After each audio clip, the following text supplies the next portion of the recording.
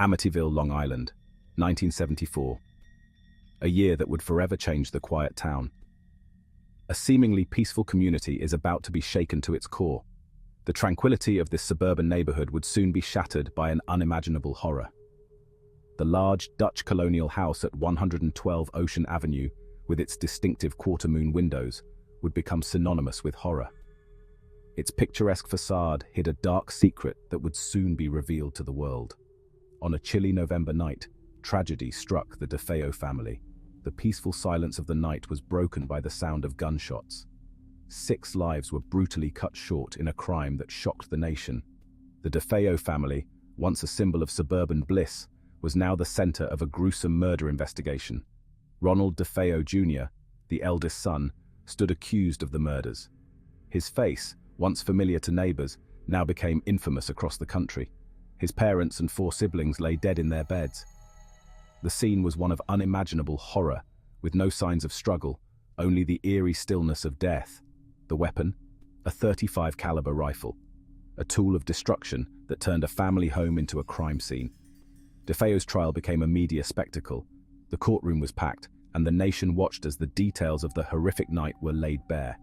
He claimed voices in the house had compelled him to commit the heinous acts. These voices, he said, drove him to madness and murder. Despite his defense, DeFeo was found guilty and sentenced to 6 consecutive life terms. Justice was served, but the questions remained. The murders cast a long shadow over 112 Ocean Avenue. The house, once a home, now stood as a symbol of terror and tragedy. The house stood empty, a grim reminder of the horrific events that had transpired within its walls. It became a place of fear, avoided by the locals and shrouded in mystery. Little did anyone know, this was only the beginning of the Amityville saga. The house would soon become the center of even more chilling tales. A tale of terror was about to unfold, one that would grip the public's imagination for decades to come. The story of the DeFeo murders was just the first chapter in a much larger narrative. The stage was set for the next chapter, a chapter that would question the very nature of reality itself. The Amityville horror was about to begin, and the world would never be the same. December 1975. The air was crisp, and the holiday season was in full swing. Just over a year after the DeFeo murders, a new family moved into 112 Ocean Avenue, hoping to leave their past behind. George and Kathy Lutz, along with Kathy's 3 children, were seeking a fresh start. They were excited about the possibilities that lay ahead. They were aware of the house's history but dismissed it as irrelevant. To them, it was just a house, a place to build new memories. After all, they had found their dream home at a bargain price. It was an opportunity they couldn't pass up. The Lutz family seemed unfazed by the home's dark past. They were determined to make it their own. They were filled with the optimism of new beginnings, believing that love and laughter could conquer any darkness. Little did they know, the house had other plans.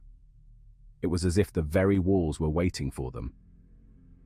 As soon as they crossed the threshold, a sense of unease settled upon them.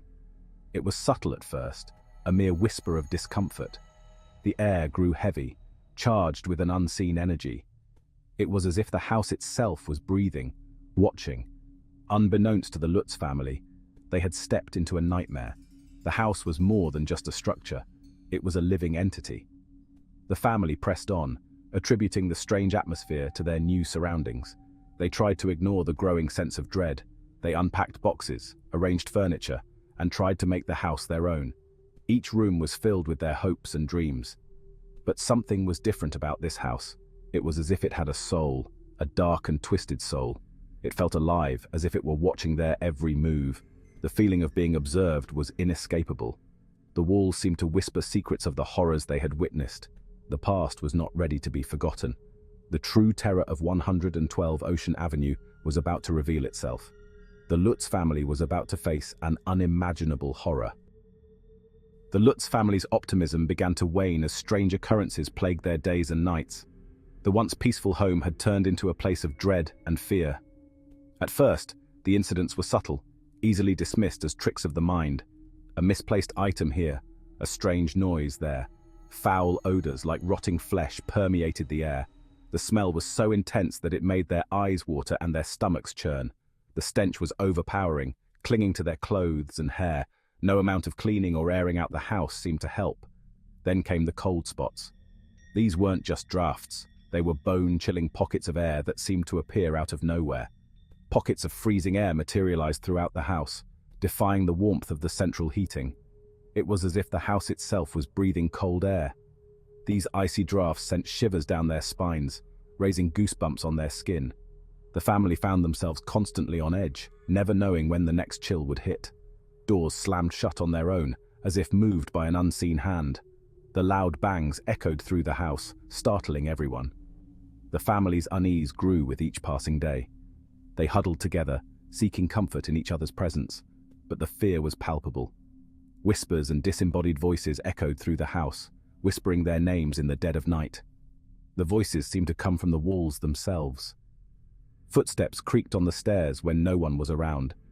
The sound was unmistakable, as if someone was walking up and down the stairs, but no one was there.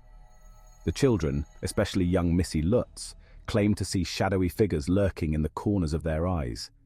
These figures seemed to move just out of sight, always watching.